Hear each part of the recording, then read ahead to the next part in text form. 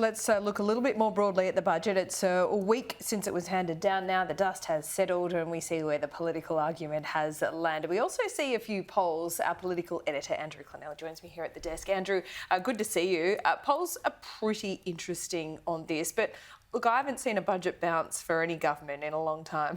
Yeah, but they did get a bounce in the Newspoll. They did get a bounce. Stability, yeah. And if this result were borne out on election day, this Newspoll, they'd be winning majority. They'd be better off than they are now. So let's have a look at these numbers. The Labor primary is 34. They were 32.5 at the election. They get more preferences than the coalition. That's why they can have a lower primary than the coalition and still win office. And here's the 2PP. As a result of that, 52 to 48. Now, the interesting thing is Newspoll's 34 primary for Labor.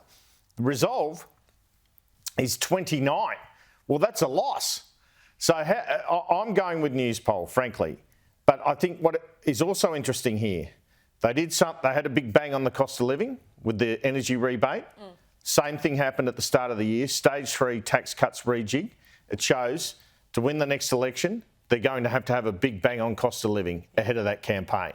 And Peter Dutton will be trying to do his own in terms of bigger tax cuts. So what's Labor going to do? But that is a proven formula. And what's very interesting for Jim Chalmers' ambitions, he's at the centre of both bounces. Now, I think it's becoming clear, Laura, that the two main battleground states, I don't want to discount any other state in Australia, but status quo is broadly expected in most states. The two battleground states that Labor needs to retain their seats in is WA and New South Wales. Yep. And that is why Anthony Albanese is in Western Sydney this week and Peter Dutton's in WA this week. And it also shows that the Labor Party doesn't really have a Liberal problem at the moment. I think they're more concerned about, what might crop up between now and the next election in terms of independence and perhaps the Greens on the left. Wouldn't you agree? No, I think the main battle's still with the Liberal Party. Yeah. The concern is that they'll lose up to four in WA, the Liberal Party, that they can lose a couple in New South Wales to the Liberal Party. And Peter Dutton, obviously, with his policy on net migration, reducing it to 160,000, reducing permanent to 140,000, is trying to say to people, I will help you buy a house, I will help your rents come down. That is just straight out of a focus group. It also may have a fair point to it, I think. I mean, the government's slashing migration themselves. They've clearly let too many people in too quickly. Exactly. But when I asked David Littleproud about this yesterday, I said, well, do you still want working holiday makers in regional towns? He said, yes. And then he introduced himself. He still wants an ag visa. He still wants international students in regional universities. Still wants skilled workers. So how are they slashing net migration by 100,000? Have a listen. There's a nuance here about supporting regional universities, and regional universities rely heavily on overseas students. It's important we don't take that away from them. We continue to underpin that. Well, last financial year, 15% of the net migration was working holiday makers, about 75,000. Don't you need those workers in regional towns? You'll be cutting them as well. Well, we do need the working holiday makers, but what we'll also be announcing, and with respect to the numbers, is the return of the ag visa. Let's get this straight. You still want university students in the region from overseas. You still want working holiday makers to come and work in the regional towns, and you still want an ag visa. So I'm just putting the question to you, does it start to become hard from the Nationals' point of view, a cut from net migration from the projected 260 to 160 when you still want all these things and all these workers? No, because what you do is you make the priorities of where the necessity is in the economy and where those pressure points are. All right, so I had Andrew Charlton, the Labor MP, on yesterday as well, and he surprised me by admitting that there's a full-blown housing crisis in this country. His words. It's true that we're in a full-blown housing crisis, and that's why the government has announced $32 billion in new housing initiatives. Now compare that with the opposition leader who had his big chance in his budget reply, and he did not announce a single new dollar for housing supply. You just called it a full-blown housing crisis. Do you accept that the immigration that's occurred has contributed to that? Absolutely. There's no question that high levels of immigration put pressure on housing prices. Yeah, and Michael Sugar even told me that he wants his next election to be a referendum on housing. Surely it's a little risk here for the Liberal Party base, because all those homeowners, they don't want to see any kind of measure that would see the growth in their homes and the value of their homes go down either. So there's a big risk there, don't you But think? they want their kids to own houses. Yeah, that's right. That's right. But I just wonder about those traditional voters. No, my tip is they've got significant housing policy to come. That's what I was told on the weekend, so God knows what that is. Look at all the things they're doing already. Super for first home buyers, which I don't really agree with. I think it just pushes up prices. And this migration move, what's next?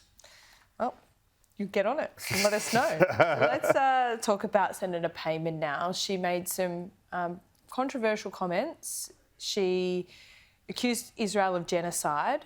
Anthony Albanese said that was not in line with Labor's view of things. We've had Ed Husick come out and give her some support, saying it was a difficult thing for her to come out and do. What's next?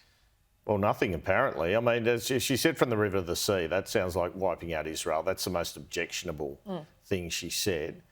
The view is she's a young, impressionable senator that was under pressure to make such statements. But David Littleproud here, he caught me by surprise with another view. He said, look, this has happened in Britain. She should be expelled from the Labor Party. If he had the courage of his conviction, he would walk in there and he would expel her from the Labor Party. That's what leadership's about. That's an abhorrent statement, and I just don't see how her position is tenable in the Labor Party or in any committees that the Prime Minister has actually appointed her to. You've interviewed the new Liberal candidate for Wentworth. Yeah, and have a look at her in a second, because she looks like a Teal MP. I mean, I've got to be careful what I say here, but it's that sort of age cohort, that sort of look, and she sounds like it. But I sort of said to her, well, but how does it work in Wentworth with, you know, a Queensland right-wing leader against a Teal in a contest? And her line is the one that I expect to get regularly trotted out. I think it's the most effective. That is, if you're not happy with the government, voting for a Teal will keep them there. You know, the Liberal Party needs to win more seats. So this is her argument. You know, successful middle-aged businesswoman we're looking at here. This is the sort of person who I assume the Liberal Party will be looking to run in most of these Teal seats, except Tim Wilson, who got pre-selected again for some reason. Here's Ro Knox. The country and Wentworth is really looking for strong leadership. We've seen what happens with the Albanese Labor government when you have weak leadership. There's been fraying in the social cohesion, which is a key tenet of a multicultural Australia. And I respect Peter Dutton as a leader, and I think our seat does too. And my view is Wentworth wants to get rid of this Labor Albanese government. And the only way we can do that, Andrew, is by electing a Liberal member for Wentworth.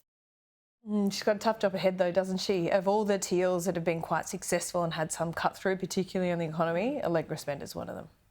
Yes, and you feel that it needs to be a very clear change of government election to dislodge some of these Teals, and we just look at those poll numbers, we just don't have that. The best the coalition can hope for, and it's a real chance, is getting Labor into minority government as things stand. Look, things can change. The Voice, we saw that was way in front, that ended up way behind. Yeah. That's one of the other reasons, Laura, that I think Labor would be wise to perhaps go to an election in November. Considering all the cost of living pain, the numbers are okay for them at the moment. They're not going to get much better by next May.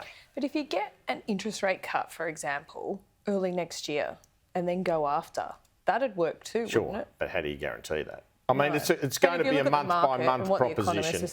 It's going to be a month-by-month proposition to assess that. Yeah.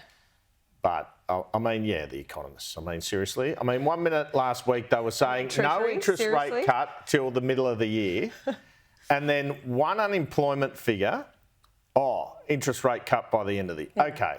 You know. But who's got it right? No one. Treasury doesn't get it right either. They got one thing. Well, they got the inflation forecast right for right now. And look at the US though as well, and the unemployment rate. That would have given Jim Chalmers a little bit of pep last week, surely. Yeah, but it's been sticky there, and we seem to be a few months behind. Look, this is again, I mean, No one's got a crystal ball except me on Sunday Agenda where I have a crystal ball.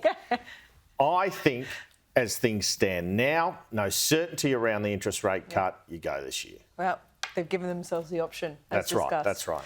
We'll see you soon.